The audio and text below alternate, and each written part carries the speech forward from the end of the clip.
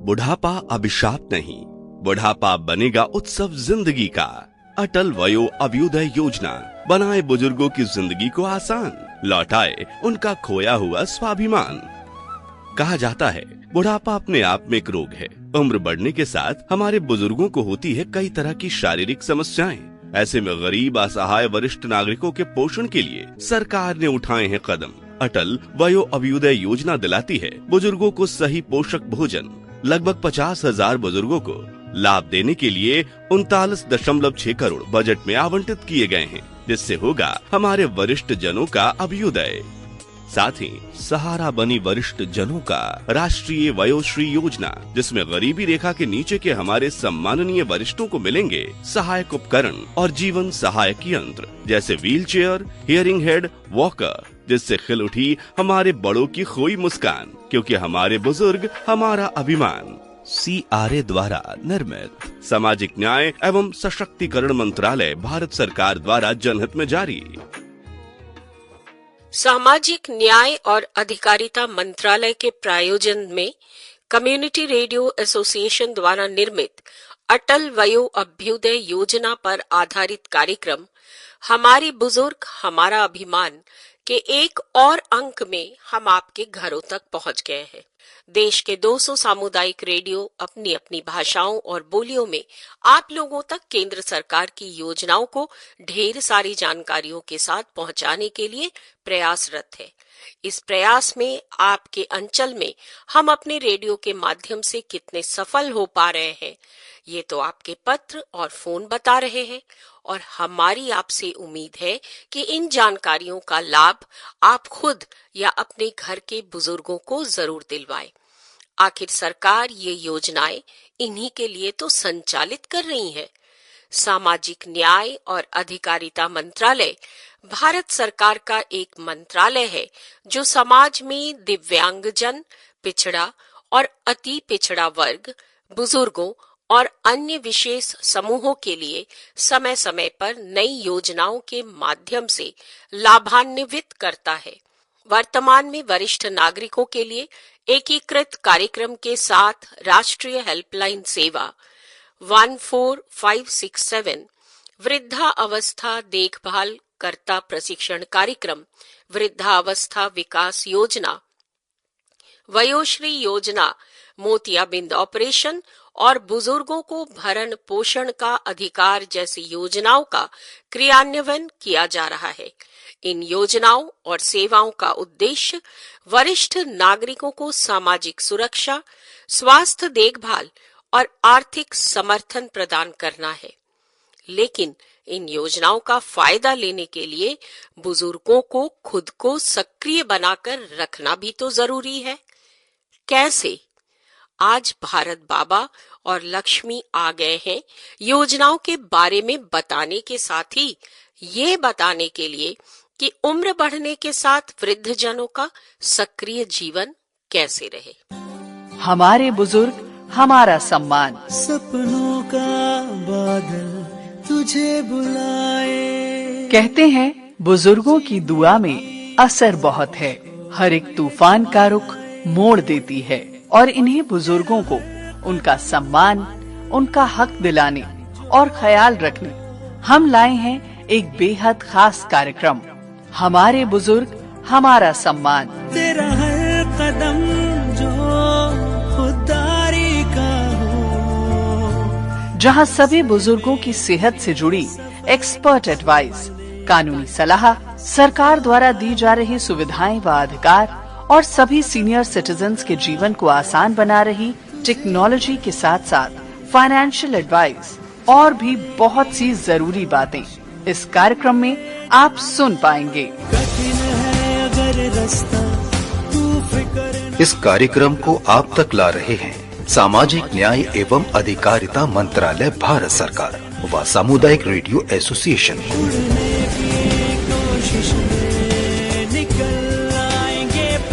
तो अपने बुजुर्गों को दीजिए सम्मान पूर्वक जीवन और अधिकार। कार्यक्रम हमारे बुजुर्ग हमारा सम्मान के साथ।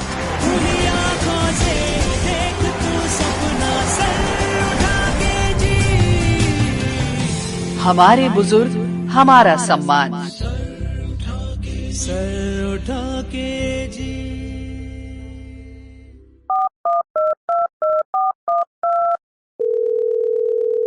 क्या हो गया? सुबह से फोन लगा रही हूँ पर उठा ही नहीं रहे। मम्मी, लगता है दादू को कोई प्रॉब्लम है। सुबह से फोन लगा रही हूँ, घंटी बजी जा रही है लेकिन फोन ही रिसीव नहीं कर रहे हैं। हेलो हेलो दादू। हाँ बेटा, तुमने फोन किया था क्या? क्या दादू, सुबह से कितनी बार कॉल लगा चुकी हूँ। कहाँ थे आप? ठीक तो हैं? कोई प्रॉब्लम है क्या? तबीयत ठीक तो है आपकी? अरे बोलिए तो। बेटा, तेरी स्पीड ट्रेन रुके तब तो मैं अपनी बैलगाड़ी चलाऊं। आप मजाक कर रहे हैं दादू, मुझे कितनी फिक्र हो रही थी। देख देख, मैं बिल्कुल ठीक हूँ। कैसे देखूं? रुकिए रुकिए, मैं वीडियो कॉल करती हूँ। मेरे पास एक तरीका है कि बिना वीडियो कॉल के भी तू मुझे देख सकती है। कौन सा तरीका? कोई नया इनोवेशन हो गया है क्या? नया नहीं, ये तरीका तो सदियों पुराना है, बस अब लोग इसे ज्यादा इस्तेमाल नहीं करते। आप नहीं बदलेंगे दादू, हर बात को पहेली बना देते हैं। तो चल दोनों मिलकर पहेली को सुलझाते हैं। दादू आप कैसा रहा सरप्राइज? अच्छा, इसलिए सुबह से फोन नहीं उठा रहे थे। और नहीं तो क्या, हमेशा तू ही अचानक आकर मुझे चौंका देती है। मैंने सोचा आज मैं ही तुझे धप्पा दे देता हूँ। और वो जो आपके घुटनों में दर्द था, थोड़ा बीपी बढ़ा हुआ था, उसका क्या? अब भाई, हार मांस का शरीर है, कुछ न कुछ तो लगा ही रहेगा। इसका क्या मतलब कि हम अपनी बिटिया को सरप्राइज देना छोड़ देंगे? आई लाइक योर एनर्जी दादू, पर सेहत का ध्यान भी रखना चाहिए। वो तो सरकार रख रही है ना। सरकार? कैसे? जादू के नंबर से। आप फिर पहेलियां बुझाने लग गए। अरे भूल गई, तूने ही तो जादू का नंबर बताया था, 1 4 5 6 7। इस पर फोन करके मैं वरिष्ठ नागरिक स्वास्थ्य योजना का पूरा लाभ लेता हूँ। वेरी गुड, ये हुई ना बात। उसी फोन से राष्ट्रीय वरिष्ठ नागरिक स्वास्थ्य देखभाल कार्यक्रम का पता चला।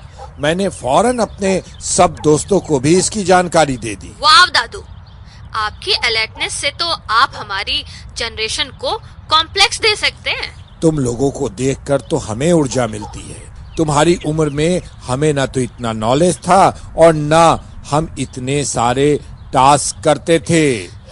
समय के साथ खुद को अपडेट रखना पड़ता है दादू। राइट, इसीलिए तो मैं खुद को अपडेट करने आ गया। समझ गई, मैं बाकी लोगों को फोन करती हूँ, फिर आपकी सॉफ्टवेयर ट्रेनिंग शुरू करते हैं। तब तक आप थोड़ा रेस्ट कर लीजिए। रेस्ट? किसको चाहिए रेस्ट? 3 घंटे गाड़ी में बैठ कर आया हूँ, दौड़ता हुआ थोड़े ही आया हूँ। आप भी कमाल है दादू, एक्टिव एजिंग का परफेक्ट एग्जाम्पल। पता है, जब मैंने अपने दोस्तों को बताया कि आप नया कंप्यूटर सॉफ्टवेयर सीख कर काम शुरू करना चाहते हैं, तो सब इतने एक्साइटेड हुए कि क्या बताऊं। एक्साइटमेंट तो मुझे है लक्ष्मी। रिटायरमेंट के 4 साल बाद फिर से काम शुरू करना जैसे एक नई कहानी की शुरुआत है। आप नौकरी से रिटायर हुए थे दादू, काम से थोड़ी। काम तो आप कर ही रहे थे। हाँ, दिन भर में घंटे 2 घंटे बच्चों को पढ़ाना, बस। उसके बाद तो सारा दिन खाली बैठता हूँ। क्या फायदा ऐसे काम से?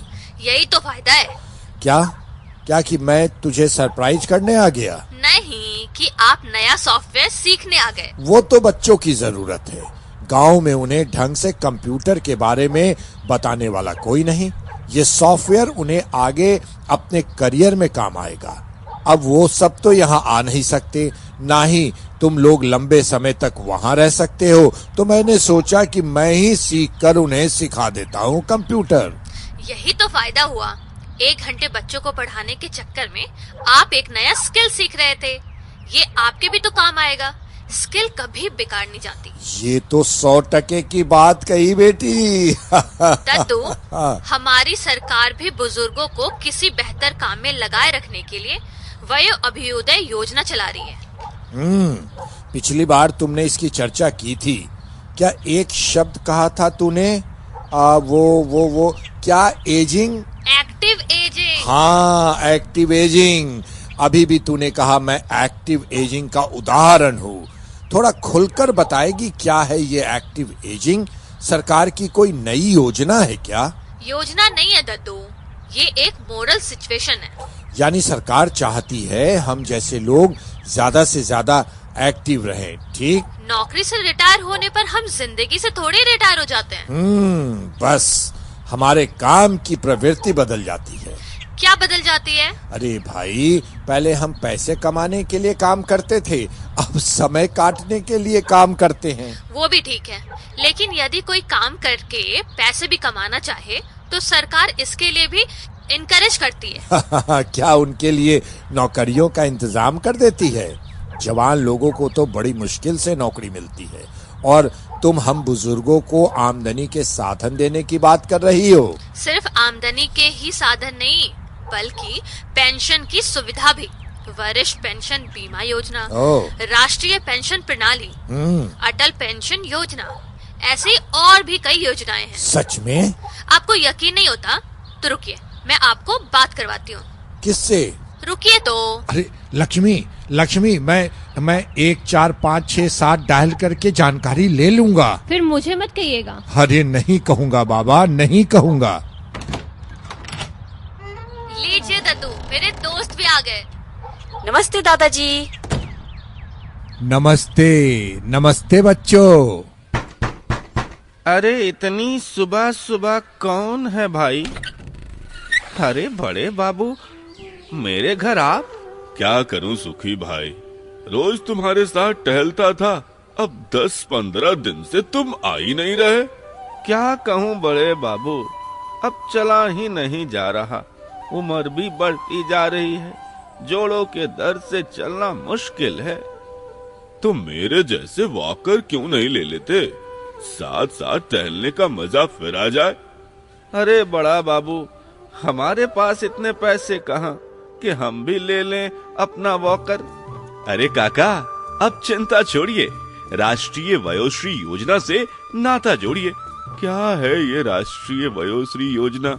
अरे काका, हमारे भारत सरकार ने हमारे देश के 70% वृद्ध नागरिक जो आयु संबंधित विकलांगता का सामना कर रहे हैं, जो बीपीएल की श्रेणी में आते हैं या जिनकी मासिक आय 15,000 तक है, उन्हें जीवन सहायता उपकरण प्रदान करने का काम किया है, जिसमें चलने वाली छड़ी, बैसाखी, वॉकर, ट्राइपॉड छड़ी, सुनने की मशीन, कृत्रिम दांत और चश्मे, wheelchair, folding chair commode, knee belt, spine belt, neck belt, कमर का बेल्ट जैसे उपकरण फ्री में मिल रहे हैं। अच्छा, ऐसा क्या? हमें कैसे मिले और किसी को मिला है क्या? भारत सरकार ने सामाजिक न्याय और अधिकारिता मंत्रालय के तहत राष्ट्रीय वयोश्री योजना कृत्रिम अंग निर्माण निगम एलिम्को द्वारा देश भर में इस योजना द्वारा शिविर लगाकर 3,60,175 से ज्यादा वरिष्ठ जनों को उपकरण दिए हैं। इसके लिए आप शिविरों में Aadhaar card, PAN card, ration card, आय प्रमाण पत्र लेके जा सकते हैं, या अगर ऑनलाइन रजिस्ट्रेशन कराना है काका, तो आप socialjustice.gov.in पर विजिट करके ऑनलाइन रजिस्ट्रेशन करा सकते हैं। और सबसे सरल तो ये होगा कि आप एल्डर लाइन 14567 पर कॉल करें अभी।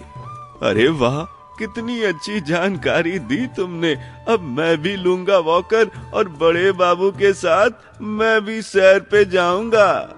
वयोश्री योजना का लाभ उठाएं, वृद्ध जनों का सम्मान उन्हें लौटाएं। CRA द्वारा निर्मित सामाजिक न्याय और अधिकारिता मंत्रालय द्वारा जनहित में जारी। हम अपनी क्लास शुरू करें? भाई, मैं आप लोगों जितना इंटेलिजेंट नहीं हूँ, कंप्यूटर भी नाम मात्र का ही जानता हूँ, सिखा लोगे ना मुझे?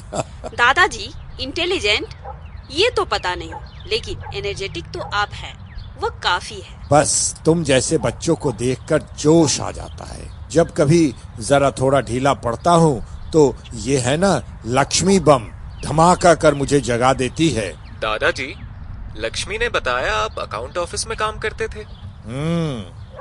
यानी आपको बाजार, बजट और टैक्स वगैरह सबकी जानकारी है। तो सही, पर आप क्यों पूछ रहे हैं? आप कह रहे थे ना कि आप इंटेलिजेंट नहीं हैं।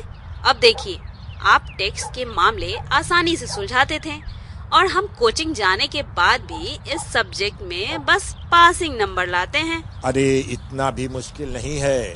हमें तो बड़ा बोरिंग लगता है। रुचि नहीं आती, इसीलिए नंबर नहीं आते। मजबूरी में पढ़ना पड़ता है। मैं तो सर की क्लास में पीछे बैठकर झपकी ले लेती हूँ। अरे शुरू में बोरिंग लगता है, लेकिन एक बार समझ में आने लग जाए तो इससे इंटरेस्टिंग कुछ भी नहीं। मैंने इन लोगों को बताया था, हमारे भारत दद्दू गांव में जब से बच्चों को इकोनॉमिक्स पढ़ाने लगे हैं, उनके डिस्टिंक्शन आने लगे हैं। बस तो डील कर लेते हैं, एक हाथ दे एक हाथ ले। मतलब कंप्यूटर ट्रेनिंग ले, टैक्स पढ़ाई दे। ओह एक्सीलेंट, प्लीज दादाजी ये डील कर लीजिए। लेकिन दादाजी गांव में रहते हैं, यहाँ कितने दिन तुम लोगों को पढ़ा पाएंगे? नो प्रॉब्लम दादाजी।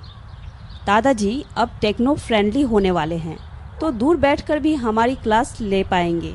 क्यों दादाजी? डील की जा सकती है। आप मुझे पढ़ाइएगा, मैं आप लोगों को पढ़ाऊंगा। हुर्रे, ये तो पार्टी वाली बात हो गई। अभी पार्टी तो नहीं कर सकते, लेकिन इस डील को सेलिब्रेट तो कर सकते हैं। कैसे? कुछ खा भी लेंगे, पहले कुछ गाना वाना हो जाए। बता, कौन सा गाना लगाऊं? गाना तो लाइव चलेगा। लाइव? कौन गाएगा? लक्ष्मी थोड़ा थोड़ा गा सकती है। लक्ष्मी थोड़ा थोड़ा गा सकती है, लेकिन लक्ष्मी के दादाजी बहुत अच्छा गाते हैं। अरे बेटा, पहले गाँव की मंडली में गा लिया करते थे, अब कहाँ गाना वाना। गाइए न दादाजी, हमें गांव का संगीत लाइव सुनने को कहाँ मिलता है। पर बेटा, अब हम लक्ष्मी के दोस्त ही नहीं, आपके टीचर भी हो गए हैं, तो आपको हमारा आदेश मानना पड़ेगा। गाते बजाते तो नहीं, लेकिन मैं तुम्हें कहानी सुनाते हुए पढ़ा सकता हूँ। वाह, तो फिर आज से ही क्लास शुरू कर देते हैं। हाँ, सुनाइए न दादाजी। ठीक है, तो सुनो। हमारे बुजुर्ग हमारा सम्मान। सपनों का बादल तुझे बुलाए। कहते हैं बुजुर्गों की दुआ में असर बहुत है, हर एक तूफान का रुख मोड़ देती है। और इन्हीं बुजुर्गों को उनका सम्मान, उनका हक दिलाने और ख्याल रखने हम लाए हैं एक बेहद खास कार्यक्रम, हमारे बुजुर्ग हमारा सम्मान। तेरा हर कदम जो खुददारी का हो, जहां सभी बुजुर्गों की सेहत से जुड़ी एक्सपर्ट एडवाइस, कानूनी सलाह, सरकार द्वारा दी जा रही सुविधाएं व अधिकार और सभी सीनियर सिटीजन्स के जीवन को आसान बना रही टेक्नोलॉजी के साथ साथ फाइनेंशियल एडवाइस और भी बहुत सी जरूरी बातें इस कार्यक्रम में आप सुन पाएंगे। कठिन है अगर रास्ता, तू फिक्र न। इस कार्यक्रम को आप तक ला रहे हैं सामाजिक न्याय एवं अधिकारिता मंत्रालय, भारत सरकार व सामुदायिक रेडियो एसोसिएशन।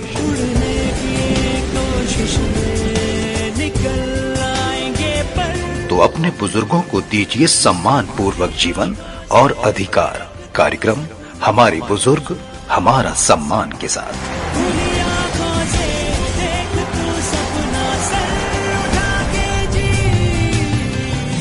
हमारे बुजुर्ग हमारा सम्मान। सर उठा के जी। एक गांव में एक वृद्धा अपने 2 बेटों के साथ रहती थी। एक दिन एक दुर्घटना में उसका एक पुत्र मर गया और कुछ समय के बाद उसका दूसरा पुत्र काम धंधे की तलाश में दूर शहर चला गया। अब वृद्धा अकेली रह गई। बेटे को परदेश गए कुछ ही दिन हुए थे कि एक दिन एक व्यक्ति वृद्धा के दरवाजे आकर प्रार्थना करने लगा कि हे माई, मैं मुसाफिर हूँ, आज की रात मुझे घर में ठहरने की जगह दे दीजिए। वृद्धा उसे आदर से घर के अंदर ले गई।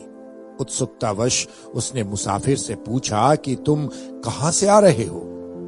उसने जवाब दिया, दूसरी दुनिया से। भोली बुढ़िया पहले तो कुछ समझ नहीं सकी। उसने मासूमियत से पूछा, दूसरी दुनिया यानी भगवान के घर से?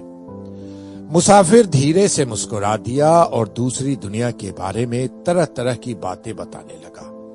वृद्धा की आंखों में चमक आ गई। उसने स्वीकार कर लिया कि जरूर ये भगवान का भेजा दूत है जो मेरे मरे हुए बेटे की खबर लेकर आया है। वृद्धा ने उससे अपने बेटे के बारे में पूछा तो मुसाफिर ने मुस्कुराते हुए बताया कि आपका बेटा और मैं भगवान के यहाँ एक ही कमरे में रहते हैं। वो वहाँ सारस पालता है। आप तो जानती हैं ना अम्मा कि सारस हमेशा कटीली झाड़ियों में चले जाते हैं और उसके पीछे भागते भागते आपके बेटे के कपड़े जूते सब फट गए हैं। बड़ा बुरा हाल है, आप देखेंगी तो रोना आ जाएगा। मुसाफिर की बात सुनकर वृद्धा सचमुच रोने लग गई। उसने रोते रोते मुसाफिर से कहा, बेटा मेरे पास थोड़े से रुपए और कुछ कपड़े हैं, तुम ये मेरे बेटे को दे दोगे तो बड़ी कृपा होगी। मुसाफिर ने इस तरह हामी भरी जैसे वो वृद्धा का बहुत बड़ा काम करने वाला था। दूसरी सुबह वो मुसाफिर वृद्धा से कपड़े और रुपए लेकर चला गया। कुछ दिनों के बाद वृद्धा का दूसरा बेटा परदेश से वापस आया तो खाना खाते हुए वृद्धा ने उससे कहा, बेटा तुम्हारा भाई बहुत कष्ट में है। भाई ये सुनकर चौंक गया। जब उसकी माँ ने उसे पूरी बात बताई तो वो गुस्से से चिल्लाने लगा, मरने के बाद कोई लौट आता है क्या भला? वो दूसरी दुनिया का नहीं था, इसी दुनिया का कोई ठग था और तुमने बिना सोचे समझे उसे कपड़े और रुपए दे दिए। तुमने तो मुझे कंगाल करने का सोच लिया है। वो गुस्से में और भी बहुत कुछ बोलता रहा। वृद्धा ने बुझे स्वर से कहा, तू ठीक कहता है बेटी। मैं ममता में बहकर उसके बहकावे में आ गई। गुस्सा मत कर, मैं तो जाहिल बुढ़िया हूं। इस दुनिया में अच्छे अच्छे लोग बेवकूफ बन जाते हैं। वृद्धा ने कितना ही अफसोस किया लेकिन उसके बेटे का गुस्सा कम नहीं हुआ। उसने चीखते हुए कहा, दुनिया में कितने भी जाहिल लोग होंगे लेकिन तुम जैसा मूर्ख कोई नहीं होगा। वृद्धा ने उसे शांत करने के लिए रोते हुए कहा, दुनिया में मूर्खों की कमी नहीं है बेटा, एक ढूंढेगा 1000 मिलेगा। वो गुस्से में अपना बैग उठाता हुआ बोला, ठीक है मैं जाता हूं, अगर तुमसे बड़ा कोई मूर्ख मिला तो वापस आ जाऊंगा और नहीं तो मुझे भी मरा हुआ समझकर भूल जाना। वृद्धा रोती कलपती उसे रोकती रही पर वो पैर पटकता चला गया। अब युवक किसी मूर्ख की तलाश में इधर उधर भटकने लगा। एक गांव में जमींदार के घर के बाहर कुछ बकरियां चल रही थी। युवक एक बकरी के सामने हाथ जोड़कर बैठ गया और कुछ बुदबुदाने लगा। घर की खिड़की से जमींदारिन ये सब देख रही थी। उसे भी उत्सुकता हुई। उसने अपनी नौकरानी को भेजकर पूछवाया तो युवक ने बड़ी गंभीरता से बताया, ये चितकवरी वाली मेरी पत्नी की सगी बहन है और मैं उसे पहचान गया हूँ। नौकरानी ने सोचा कोई पागल है, इसीलिए उसे बहलाने के लिए उसने कहा, ठीक है तुम पत्नी की बहन से मिल लिए हो तो अब जाओ। लेकिन युवक रोते हुए कहने लगा, मेरी पत्नी बहुत बीमार है, वो अपनी प्यारी बहन से मिलना चाहती है। मैं कब से इसे ढूंढ रहा हूँ, ये अब मिली है। मैं इसे घर लेकर ही जाऊंगा। एक बार मेरी पत्नी इससे मिल ले फिर मैं इसे वापस यहाँ छोड़ जाऊंगा। नौकरानी ने ये बात अपनी मालकिन को बताई। पहले तो जमींदारिन को हंसी आ गई लेकिन उसका रोना गिड़गिड़ाना सुनकर उसे युवक पर दया भी आ गई। उसने युवक से कहा, ठीक है तुम अपनी पत्नी की बहन को ले जाओ, लेकिन उसका छोटा मेमना उसके बगैर नहीं रह पाएगा। वो माँ का दूध पीता है, उसे भी साथ ले जाना पड़ेगा। तुम हमारी गाड़ी ले जाओ ताकि अपनी बहन से मिल लेने के बाद इन दोनों को जल्द से जल्द यहाँ वापस भेज सकूं। युवक उनका बहुत बहुत धन्यवाद करता हुआ उनकी ही गाड़ी में उनकी बकरी और उसका मेमना लेकर चला गया। जमींदार के लौटने पर जमींदारिन उन्हें हंस हंस कर इस घटना के बारे में बताने लगी। पत्नी की बेवकूफी सुन जमींदार ने अपना सिर पीट लिया। उसने गुस्से में अपनी पत्नी को मूर्ख, गवार, बेवकूफ और भी कई अपशब्द कहे। फिर उसने सोचा अभी ज्यादा दूर नहीं गया होगा, उसे किसी तरह पकड़ना होगा। वो अपना घोड़ा लेकर उस दिशा में भागा जिस दिशा में युवक गया था। युवक को इस खतरे का आभास था। उसने गाड़ी को जंगल में सुरक्षित जगह छुपाया और अपनी टोपी को गमछे में ढककर जंगल के बाहर बैठ गया। अनुमान के अनुसार जमींदार बकरी ढूंढता हुआ वहां पहुंच गया। उसने युवक से पूछा, भाई तुमने किसी व्यक्ति को बकरी मेमना लेकर भागते देखा है क्या? वो चोर है, बताओ, जल्दी बताओ। युवक ने बड़ी गंभीरता से कहा, देखा तो है, उसने मुझसे रास्ता भी पूछा था, वो इस तरफ गया है। जमींदार जैसे ही जाने को हुआ, युवक ने उसे रोका, लेकिन यहाँ से आगे तो मंडी है, वो यदि बकरियों को वहाँ छोड़ दे तो आप उस चोर को कैसे पहचानेंगे? जमींदार असमंजस में पड़ गया। उसने युवक से कहा, तुमने तो उसे अच्छे से देखा है, तुम उसे पहचान लोगे? युवक के हाँ कहने पर जमींदार ने उनसे विनती की कि तुम मेरा घोड़ा ले जाओ और उस चोर को पकड़ कर लाओ, बदले में तुम्हें 1000 रुपए इनाम दूंगा। युवक ने मायूसी से कहा, मैं चला तो जाता, लेकिन आज ही मैंने जंगल से बड़ा कीमती बाज पकड़ा है जो मेरे गमछे के अंदर है, मेरे हाथ हटाते ही वो उड़ जाएगा। जमींदार ने उसे वचन दिया कि उसके लौटने तक उसके बाज की रक्षा करेगा। इनाम के 1000 रुपए भी अभी इसी वक्त दे देगा। युवक राजी हो गया। जमींदार को वहीं बैठाकर उससे 1000 रुपए और घोड़ा लेकर वो वहां से निकल गया। सारा सामान लेकर वो माँ के पास पहुंचा। उसने माँ से अपने व्यवहार के लिए माफी मांगी। तुम ठीक कहती थी माँ, दुनिया में मूर्खों की कमी नहीं है। देखो, मैं मुफ्त में बकरी, मेमना, घोड़ा और 1000 रुपए भी ले आया हूँ। अब मैं यहीं रहूंगा तुम्हारे साथ। बेटे के लौट आने से वृद्धा खुश तो हुई, लेकिन सारी बात जानकर उसने उससे कहा, बेटा, कोई ममता दया में पड़कर मूर्ख बन सकता है, लेकिन इस तरह लोगों को मूर्ख बनाकर लूटने से सारी दुनिया पापियों से भर जाएगी। जा उसका सारा सामान लौटा दे उसे। तो बेटे ने सारा सामान लौटा दिया? ये तो तुम लोग तय करो, हमारी कहानी तो यहाँ खत्म हो गई। यानी राह दिखाने वाला अपना काम कर देता है, उस राह पर चलना है या नहीं, ये हमें खुद तय करना होगा। बिल्कुल सही। हम वृद्धों के लिए बनी ये वयो अभ्युदय योजना, सरकार ने तो योजना लागू कर दी, अब इसका लाभ लेना हमारे हाथ में है। वाह दादाजी वाह, कैसे बात से बात जोड़ी आपने। अब चलो काम शुरू करें, कुछ बातें अगली बार के लिए भी छोड़ दें। अगली बार हम फिर आएंगे, कहानी, गीत और ढेर सारी जानकारियों का पिटारा भी लेकर आएंगे। आपने अटल वयो अभ्युदय योजना से लाभ लेना शुरू किया है कि नहीं? पत्रों या फोन के जरिए हमें जानकारी तो दीजिए। नहीं किया है तो 14567 एल्डर लाइन नंबर पर फोन लगाकर अपनी समस्या बताएंगे, तब न सहायता मिलेगी। सामाजिक न्याय और अधिकारिता मंत्रालय के प्रयोजन में कम्युनिटी रेडियो एसोसिएशन द्वारा निर्मित अटल वयो अभ्युदय योजना AVYAY पर आधारित कार्यक्रम हमारे बुजुर्ग हमारा अभिमान कार्यक्रम सुनते रहिए, जानकारियाँ इकट्ठे करते रहिए और लाभ भी लेते रहिए। फिलहाल आज के लिए अनुमति दीजिए। नमस्ते।